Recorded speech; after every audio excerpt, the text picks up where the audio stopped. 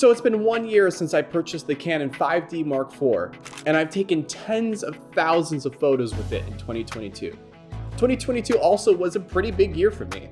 It was my biggest wedding season. I actually also won an Emmy through work, and most importantly, I got a new cat. Say hi, Meezy. I originally purchased the 5D Mark IV as an upgrade to my 6D, which I had for way too long. Hi, Meezy.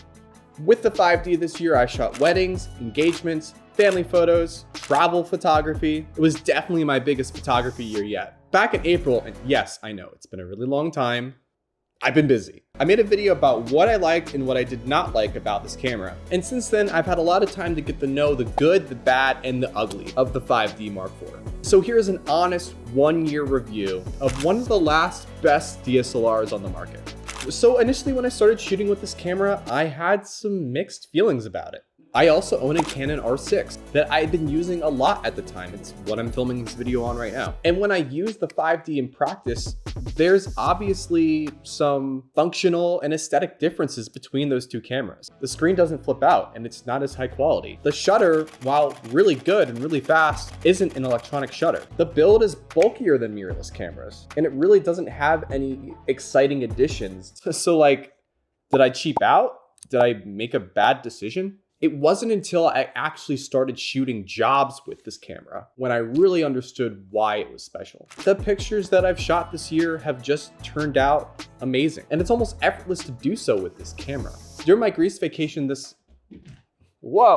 During my Greece vacation last summer, I was pointing and shooting with this camera constantly, getting spectacular photos. It was a wonderful experience, and capturing such fantastic photos just added a special layer to an already special trip. Besides getting sand in my lens, but that's a whole different story. What this camera has that my R6 doesn't have is that it has a much larger resolution output and megapixel count. This has led to even more high quality prints. In Lightroom, I've just had so much latitude with the photos, and I've been able to save photos that have been too under or overexposed, something that cannot be said for all cameras. The ability to also crop in significantly has saved me on multiple occasions as well. For weddings, it's an extremely different environment than travel photography because you have to be extremely meticulous about your settings all day. It definitely takes a seasoned photographer to be able to operate a camera like this properly for events like weddings. There's definitely a bit of a learning curve, but you kind of should be a seasoned photographer if you're consistently shooting weddings. But having said that, for someone who has that kind of experience, it's just a joy to work with. All imperative settings are easily accessible in multiple different ways. I could quickly get different exposure and color balance situations set up right away. Like I said before in the last video, it just works. It's hard to take a bad photo with this camera.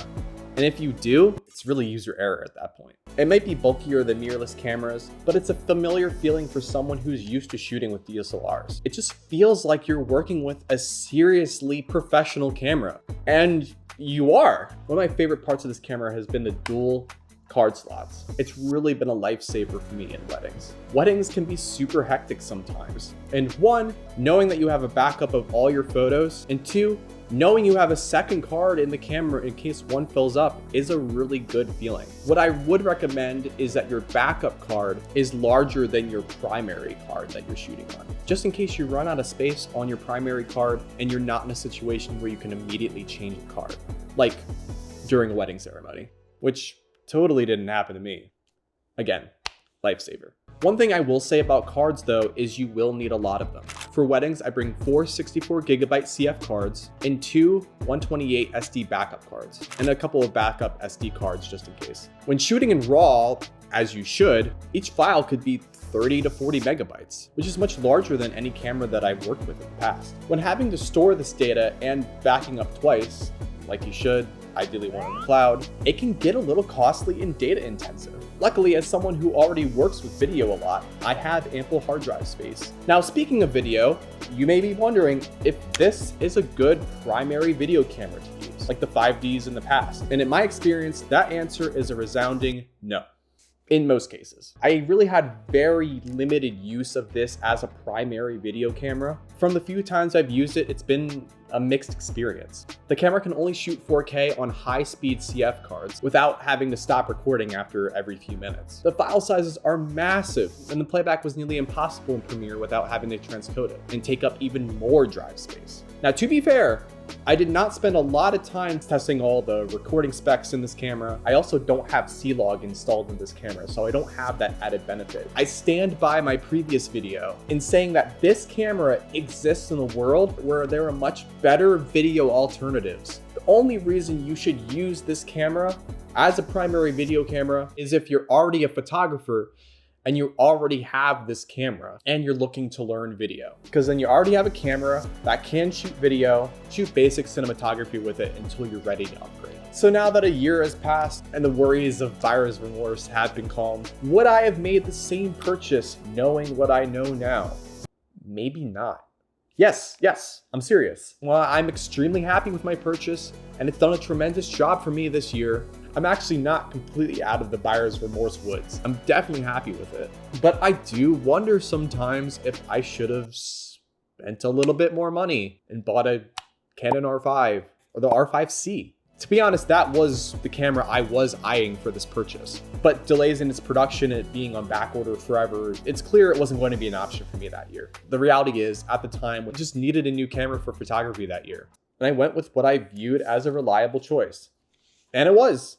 The truth is, when you get to a certain price point and a certain point of experience, as long as you execute correctly, you cannot take a bad photo, no matter what equipment you're using at that point. My only concern going forward is that with Canon's shift to RF lenses, to mirrorless cameras, eventually a full shift towards these models is something I'm going to need to do.